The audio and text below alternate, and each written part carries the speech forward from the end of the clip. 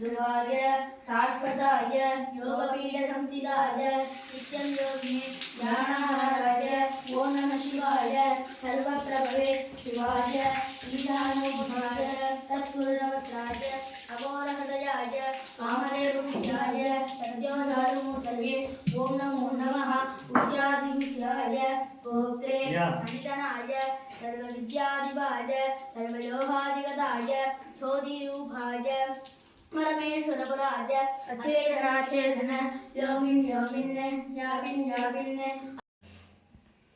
திருக்குழம்பியம் அருள்மிகு சௌந்தர்யநாயகி உடனாய கொகலேஷ பெருமான் திருக்கோயிலில் ஒவ்வொரு பௌர்ணமி அன்றும் சூக்ஷ்மாகம முறைப்படி ஒவ்வொரு பூஜைகளை ஒவ்வொரு திரவியங்களை கொண்டு செய்வது ஆலய வழமை.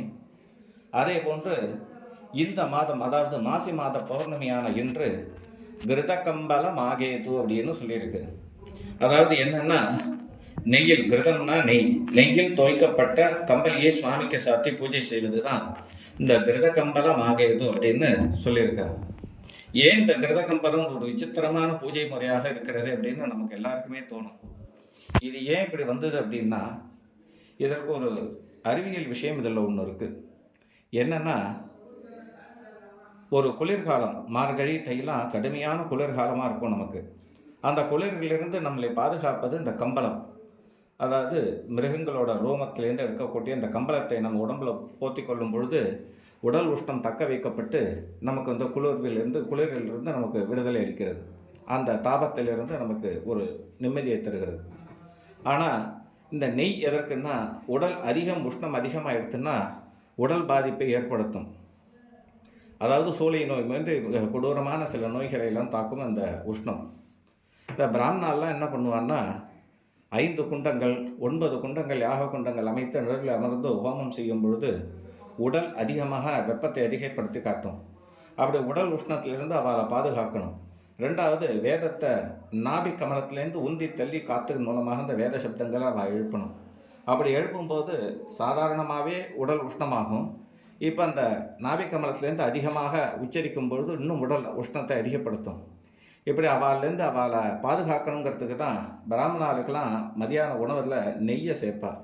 தொன்னையில் நெய்யை வச்சு அவளை குடிக்க சொல்லுவாள். இந்த நெய் சாப்பிடும் பொழுது இந்த உஷ்ணத்தை தணிக்கும்.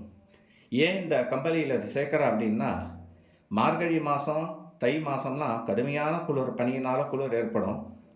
அடுத்து சித்திரை வைகாசி இதெல்லாம் கொடூரமான வெயில் தாக்கும். ஆனால் இதுக்கு 2க்கும் நடுவில் குளிரும் இருக்கும், அதே சமயம் உஷ்ணமும் கலந்து இருக்கக்கூடிய நாள். அப்படிங்கிறதுனால தான் இந்த நாளில் சுவாமிக்கு குளிர்லேருந்து பாதுகாக்கக்கூடிய கம்பளமும் அதனால் ஏற்படக்கூடிய உஷ்ணத்திலேருந்து வெளிவருவதற்காக நெய்யும் கலந்து இந்த கம்பளியை சாத்தி சுவாமியை பூஜிக்கிறது அப்படிங்கிறது தான் இதில் உள்ள ஒரு அறிவியல் விஷயம். இந்த அறிவியலும் சாஸ்திரமும் வெவ்வேறு இல்லை அப்படின்னு காட்டுறதுக்காகத்தான் இந்த ஆடியோ பதிவு. அனைவரும் இதை தரிசிக்கும் பொழுது உடல் உபாதைகள், என்ன உபாதைகள் இருந்தாலும் அதிலிருந்து உடனடியாக வெளிவரலாம். இதை நம்ம செய்கிறது அபூர்வமான புண்ணியத்திலும் புண்ணியம். செய்கிறத விட அந்த செய்கிறத பார்த்து தரிசிக்கிறது அதை விட அளவற்ற புண்ணியத்தை தரும் அப்படின்னு சாஸ்திரம் சொல்லியிருக்கிறதுனால இதை பார்க்கக்கூடிய நீங்கள் அனைவருக்கும் அனைத்து வியாதிகளும் எதுவும் அண்டாமல் ஆரோக்கியமாக நீண்ட ஆயுளுடன், வேதம் சொல்லப்படி சதமானம் பவதி அப்படின்னு சொல்லியிருக்கு. சதா புருஷா, ஆயுஸ் 100ன்னு சொல்கிறது வேதம். அந்த 100 வயசும் எந்த விதமான வியாதி வைக்க இல்லாமல் சுகமாக வாழணும் அப்படின்னு பிரார்த்தனை செய்து இந்த கிருதகம்பலத்தை சுவாமிக்கு சாத்துறோம். அனைவரும் தரிசித்து இகபர நலன்களை பெறணும்னு கோகிலேஷ பெருமான் திருவடிகளை பிரார்த்தனை செய்து கொண்டு அமைகிறேன். ஓம் நமோ கோகிலேஷாய.